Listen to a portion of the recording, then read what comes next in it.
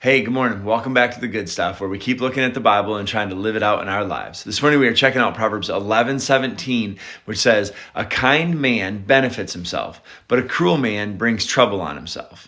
I think one of the overlooked qualities in our world is kindness. I think a lot of us think that kind people maybe get pushed around or left out or forgotten. And so we kind of want to always call the shots. We want to maybe be aggressive or strong, that maybe kindness isn't a character quality that's got a lot of respect or isn't often rewarded. And yet Proverbs 11:17 tells us that a kind man benefits himself, that cruelty actually causes us harm. And I think that's true. Now, kindness sometimes maybe feels like we're doing something nice for someone else, and maybe we're going to get left behind, or maybe we're going to push them ahead, which means that we're kind of pulled behind.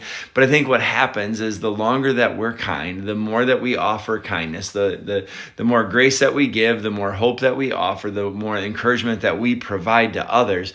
What happens is people start to notice that we are kind, that we're living in a way that honors God. And what happens is slowly over time that kindness builds. It's maybe a slower process, but it's absolutely a stronger reward.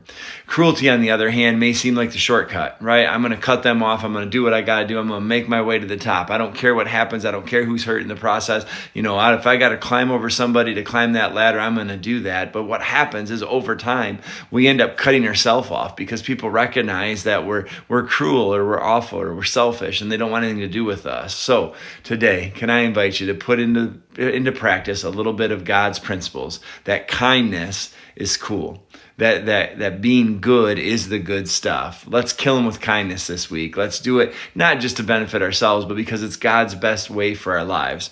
Be kind, offer hope, give encouragement, share some grace. It's a good way to live, and that's the good stuff, y'all. Wishing you nothing but the best. Have a super awesome, amazing day. Love y'all. Peace out. Deuces.